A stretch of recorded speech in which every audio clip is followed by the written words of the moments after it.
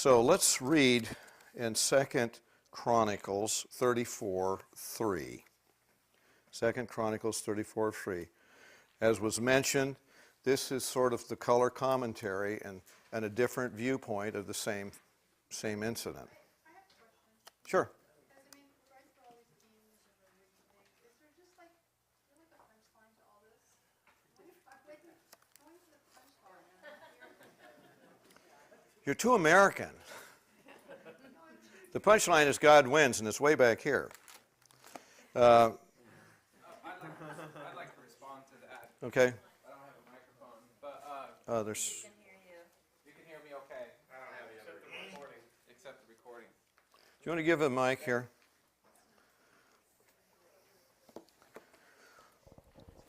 You have to remember that this all goes back. That's why I covered this history. This goes back to promises of relationship.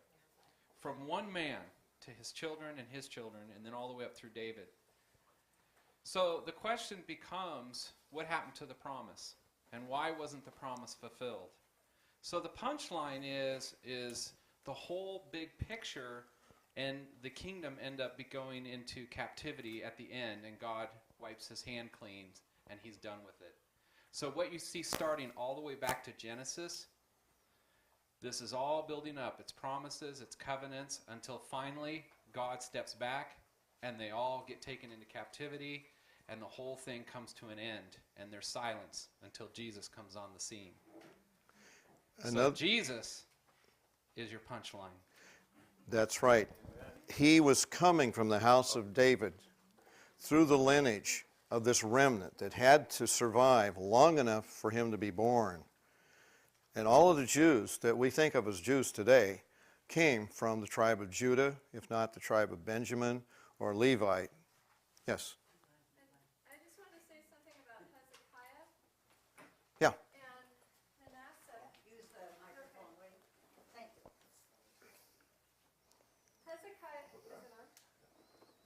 Is this on? Okay, Hezekiah missed an important opportunity to intercede for Israel and his future generations. And in the story, this is what struck me most. One of the things that struck me the most deeply about Hezekiah was he was very selfish. And would it be okay if I just read that line there? Sure. Okay. Yeah. God is prophesying what will happen with the Babylonian captivity. And he says, sons sprung from you, sons begotten by you, will be chosen to be eunuchs in the palace of the king of Babylon. Hezekiah said to Isaiah, this word of Yahweh that you announce is reassuring. For he was thinking, and why not? So long as there is peace and security during my own lifetime.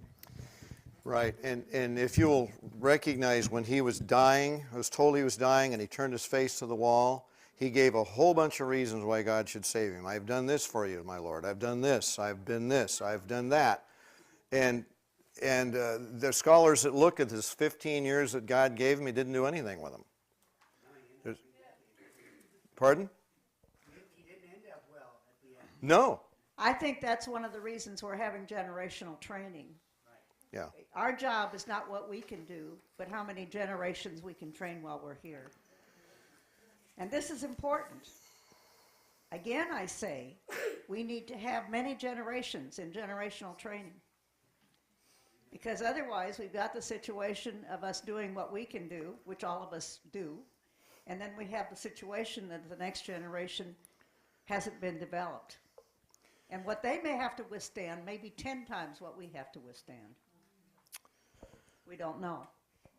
Okay, 2 Chronicles 33:11. We've left Manasseh hanging here as the worst of the worst. But look what happened next. Then Yahweh sent the generals of the king of Assyria against them, who captured Manasseh with hooks. Actually put hooks through his nose. And put him in chains and led him away to Babylon. In his distress, he sought to appease Yahweh his God, humbling himself deeply before the God of his ancestors. He prayed to him, and God relented at his prayer, hearing his plea and bringing him back to Jerusalem and his kingdom. Manasseh realized that Yahweh is God, After he rebuilt the outer wall of the citadel of David, west of Gihon on the Wadi, as far as the fish gate, it encircled the Ophel, and he increased its height very substantially. He stationed military governors in all the fortified towns of Judah. Next, he removed the alien gods and the idol from the temple of Yahweh, and all the altars he had built on the mountain of the temple of Yahweh and in Jerusalem, and threw them out of the city. He rebuilt the altar of Yahweh and offered sacrifices of communication and of praise on it, and ordered Judah to worship Yahweh, the true God of Israel. However, the people continued to sacrifice on the high places, although only to Yahweh their God. So he had a turnabout. Now this is the reverse of good kings gone bad. This is a bad king gone good. So he ended up better than he started. Now his son was wicked after him and did what was displeasing to God, was killed by his officers. Now we're moving to the close of this little lineage here, and this is Josiah.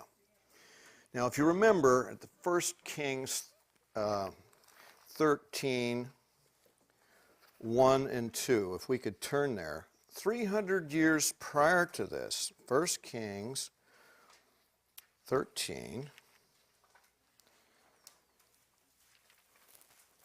1 and 2. There came to Bethel at Yahweh's command a man of God from Judah, just as Jeroboam was standing by the altar to offer the sacrifice. And at Yahweh's command, this man denounced the altar.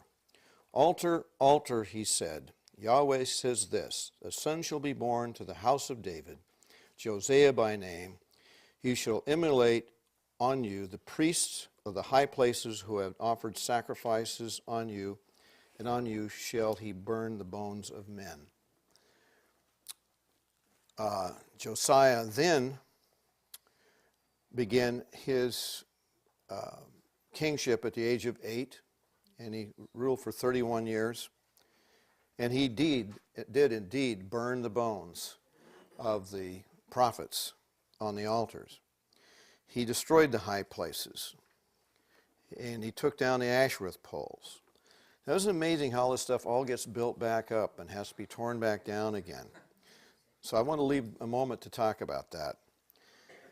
He purified the land. He got rid of mediums and spiritists. He found the book of the law, and he read it humbly and read it to the people and asked everyone to pledge themselves to it. This was the book of Deuteronomy. So he tore his garments in humility for them, their ignorance of not knowing this book. And he held a Passover unlike any since Samuel.